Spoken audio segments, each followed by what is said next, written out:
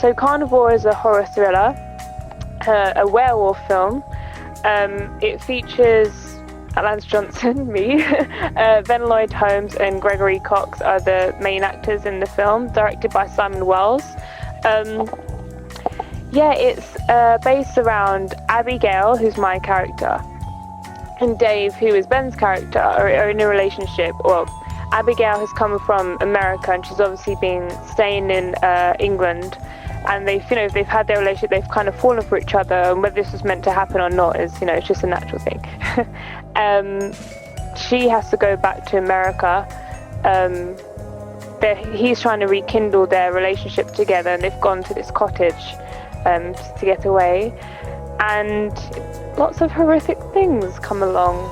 There's this whole idea and the tension between the couple of her compromising. Should she go and follow her career aims, go back to America, or does she save what she has and stay here? But there's a lot of the drama unfolds that's underlying within the horror. Yeah.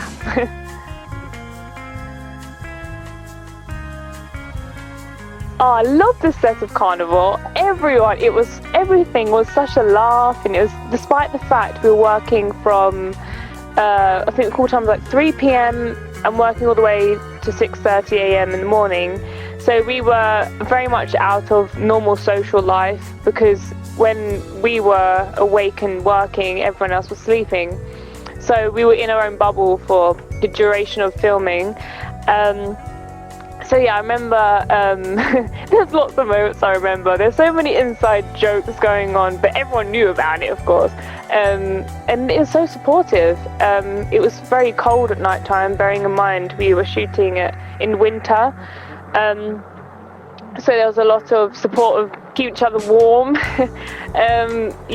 So it was a great set, and everyone was so supportive, and it's an indie film, and everyone, made sure that everyone was okay with what they were doing. Everyone had the tools they need. Very supportive, very lovely, warm set despite the cold. So yeah, it's lovely.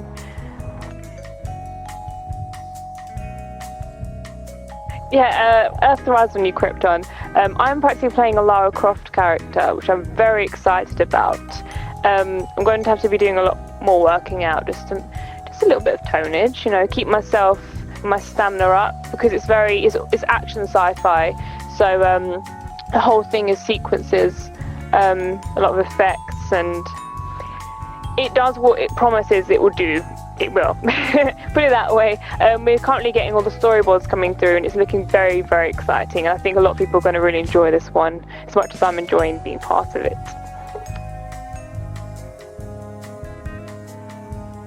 I spoke to Philip recently, and I said, I'm doing press at the moment. I would love to mention 21 Days to Die, but I don't want to say too much. What can I say? So this is what I've decided to say on it.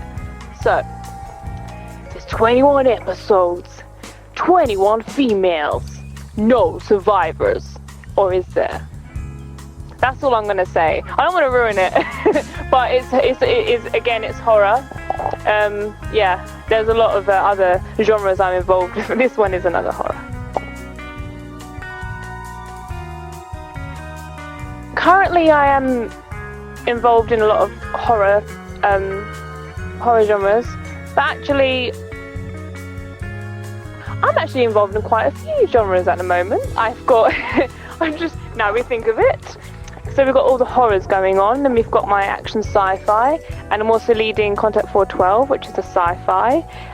We have a short film called Voices in the Darkness, and that's a 1940s period based on mental health, very raw drama.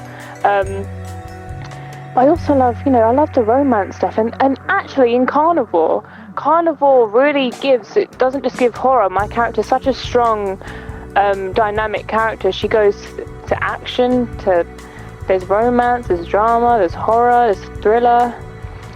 But I just look for a good character and a good script. I don't want to be typecast into one type of role.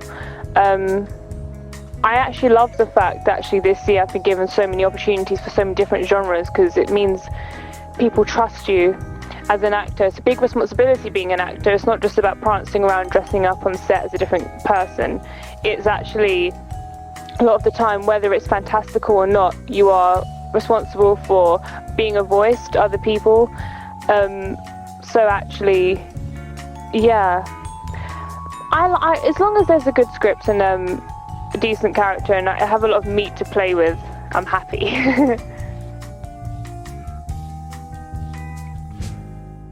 Funnily enough, when I just left A-levels, I decided to audition. I thought I was going to be just a theatre actress, and maybe later on be invited to the world of film.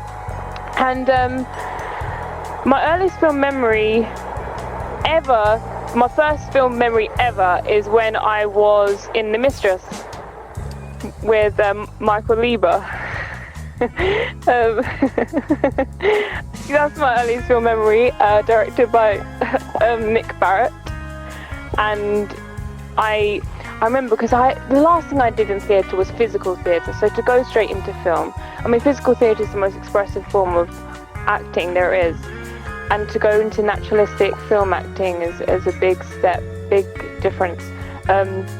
So I was so self-conscious that I was over-expressing, and but just it was hard, knowing where it is to tone down and where's too flat of a performance and where's a decent level of naturalism. So that's my earliest film memory, and my first ever actual, leading a short film was called Cherry Red Oblivion by Savita Franklin. I played a knife thrower, and she was all in the 1920s bar area. She's dressed up had really cool set and really cool costumes. I was so happy with that. That was a dark comedy thriller. That was really fun. That's my first film, I'd say.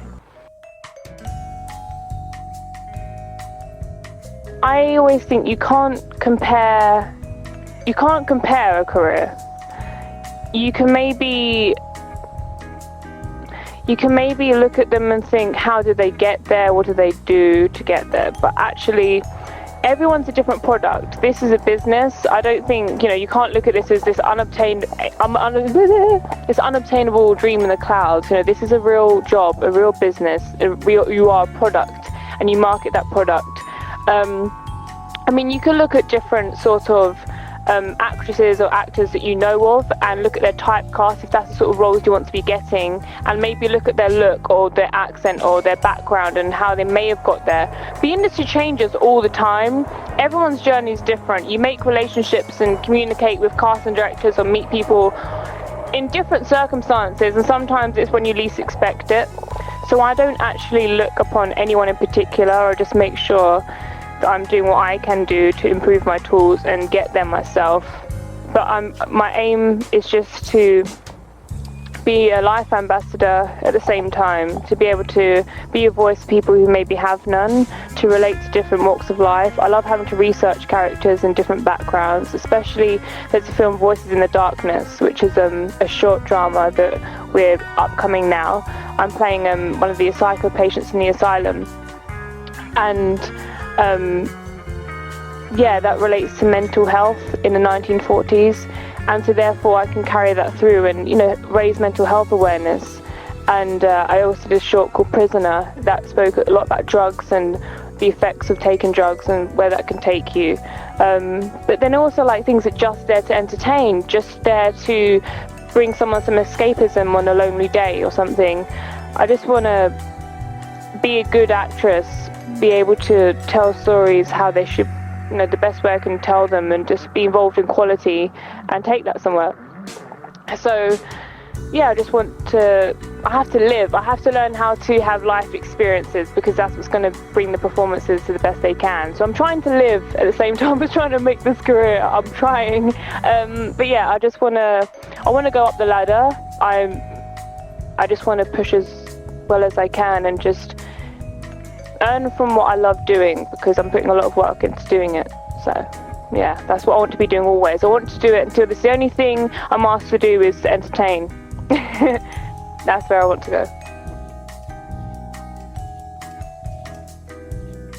Personally, I see myself as very much at the beginning still of my own journey. So I can only speak from what I know now. I don't see myself at a point where I don't know, it feels weird giving advice to an extent, but I can give advice from what I have lived. Don't think of it as an unobtainable dream in the clouds. This acting thing is not an unobtainable thing. You put work into it and treat it like a business, and be realistic. There's no point in giving the talk if you're not going to do the walk.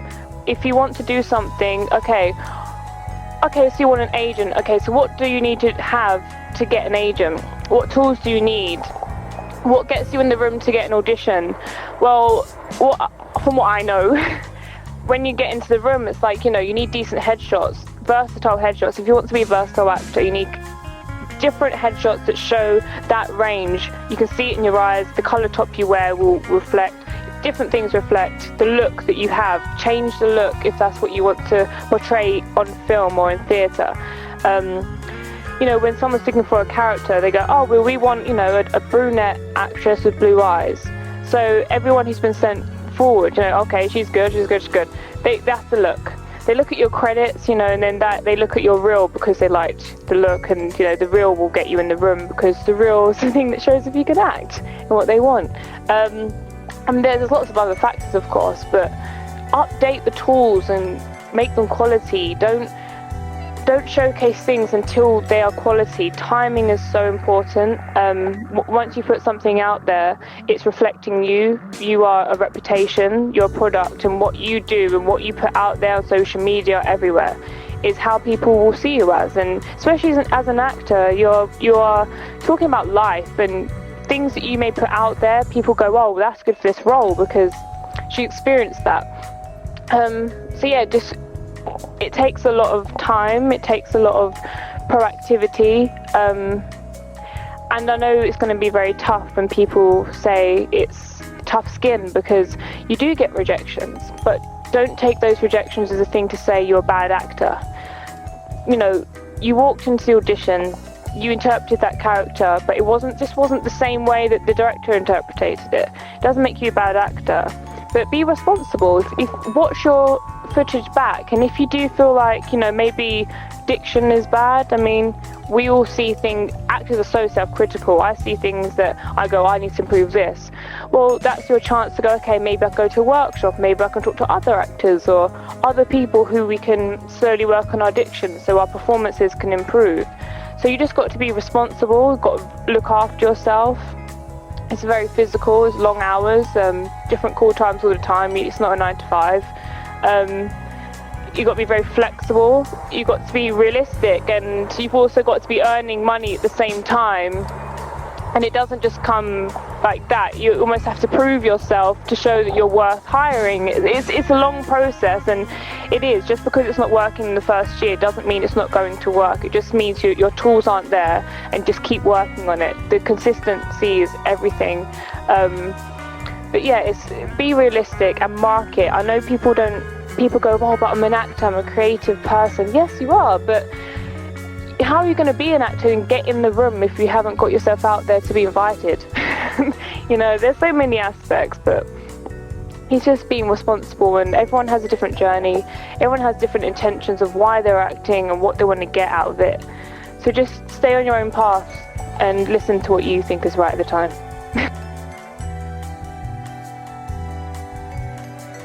Currently I've just shot a few scenes, but it isn't finished. For Scene, it's actually called Scene, S-E-E-N. It's a short horror film. I'm playing a mum. I'm a mother in the film. I know. It's wonderful. Because I do have a little sister in real life, and she's 5. So I can I feel quite motherly towards her. So it's nice to actually be responsible, be the age I am. To be able to play a mum at this time is really cool. Yes, it's a short horror, and I'm excited for that one, just to add to the rest of the horror that's going on, because I'm loving the community. When I was here with the fan carpet for Fright Fest last year, that was the first time I really got to see the horror community, and ever since I've been really excited to work in it, just because I'm working with such nice people and nice fans. and everyone's so close and really supports each other, and I really like that. Yes, I'm working on Scene, and there's a lot of things that are coming up for funding, if people can help with funding, and I'm very much going to be supporting that, because if I believe in a project and we need to get out there and that's the way they're going with it, I will support that. And that's very much Voices in the Darkness is one of them, Contact 412 is also one of them, and they're the two that I'm really going to be focusing on at the moment, because Contact 412 is very promising. I love the script. I mean, I'm leading that one, it's amazing. I've really been wanting to do sci-fi. They've got the RAF involved as well. The Facebook page is active at the moment, so if you want to check out Contact 412, please do. And also Voices in the Darkness, I have mentioned it in the interview, but it's such a good cause and such a great team. A lot of people are doing it out of love, and really to be voices in the darkness. We are their voices, so that's a really great one to be involved with. And the role, I know how much of a big responsibility I have with being a psycho patient. I'm going to have to really research about mental disabilities and the way it was in the 1940s, how they were treated. I'm doing a lot of research on it, so I want it to be done with justice, so we need the funding in order to make it quality as we can. We don't want to just settle for what we can possibly get, and we can get something better.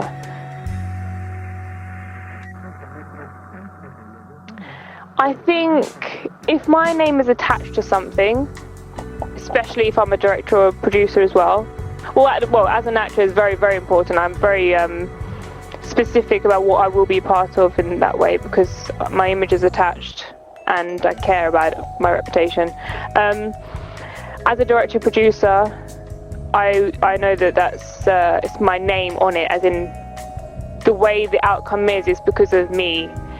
I want quality. I wouldn't want to just do something that wouldn't be done with justice in a dignified project, you know.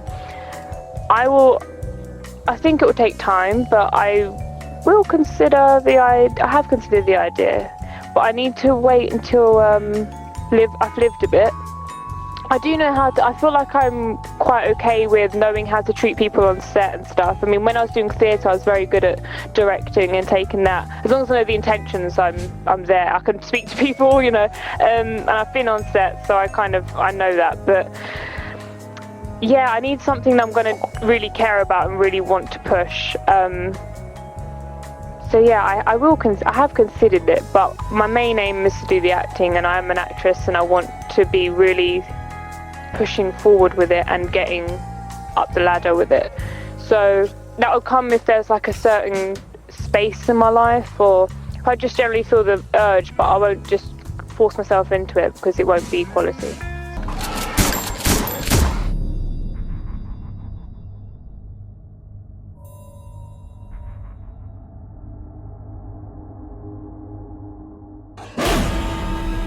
It's dinner time.